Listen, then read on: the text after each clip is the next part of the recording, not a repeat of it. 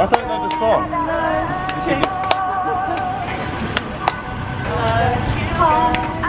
Tai mes pradedam savo rytą.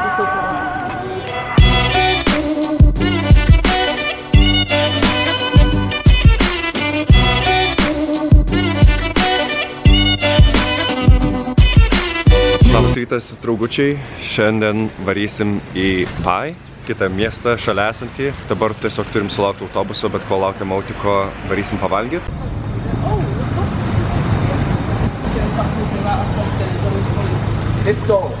Prisivalgėm vakarietiško maisto ir dabar einam link 7-Eleven nusipirkti visokių skanukų kelioniai. Kelionė tai laukia šiaip, sakyčiau, gan įdomi, nes jeigu paguglintumėt Chiang Mai to Pai kelią, tikriausiai rastumėt daug informacijos, kad vadinasi vienas pavojingiausių ir vienas labiausiai užknisančių kelių. Per tą 100 km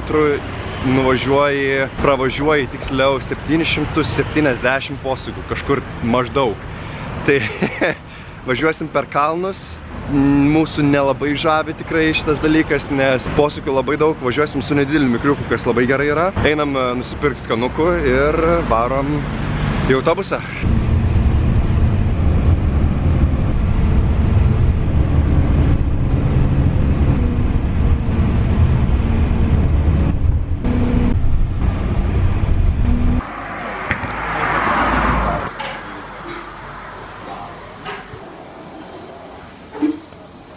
Pravažiavom pusę kelio jau, visai neblogai sakyčiau.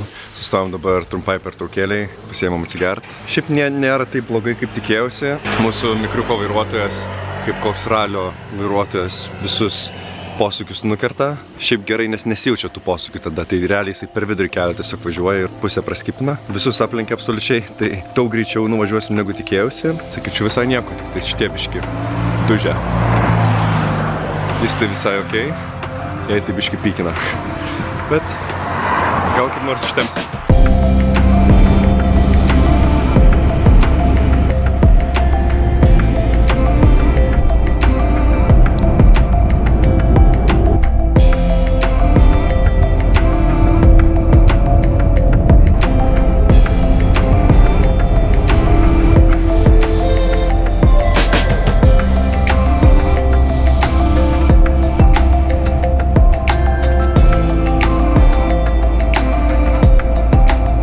Atvažiavom į Pai. Yes, I'm gonna rant about our walk. Kažkas sugalvoja, kad mums nereikia imti taksi ir galim nueiti iki viešbučio. I'm a backpacker, I don't like to carry my backpack. I want to be seen with a backpack, but I don't want to use it. And the best way to see it, like...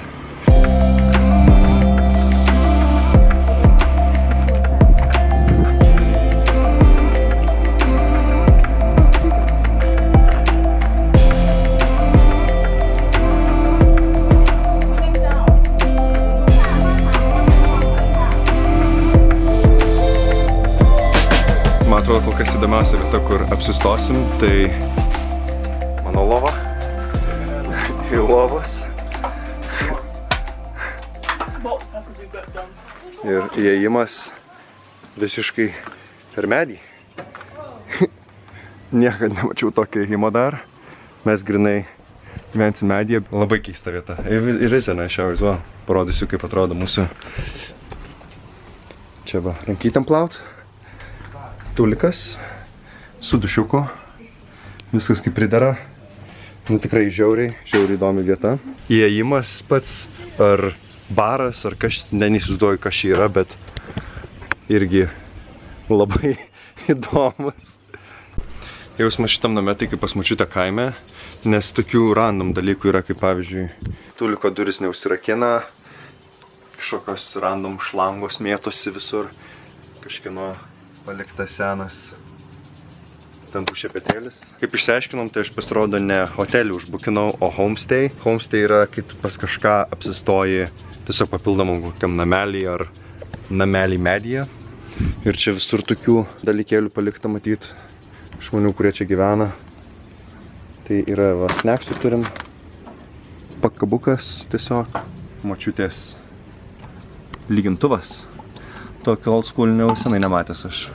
Va, galima dar pasikasyti nugarą. Nugaros kasytuvas. Manekenas tapimui. Čia dar nebuvau. Įdomu, ar čia kažkina. O, apžvalgos bokštelis. Biški įdomiai atrodo. Pagal garsą jausmas tarsi čia yra vandens bokštas kažkoks. Nelabai noriu lipti, nes nors gal ir visai saugiai atrodo, bet yra kėdė stebėjimui.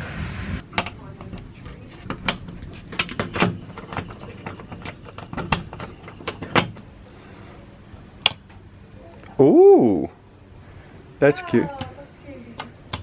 I don't know how to turn off the lights though. Kokias tikriausiai keiščiausias apskritai miestas, kuriame buvom, nes toksai atrodo pusiau apleistas, bet labai, toks nežinau kaip nupasakoti jį. Labai įdomus vaibas šiaip, toks hipiškas pusiau gal, net sakyčiau. Šiaip gražių vietų yra, pavyzdžiui, graži kavinė visiškai, atrodo, tarsi nauja būtų.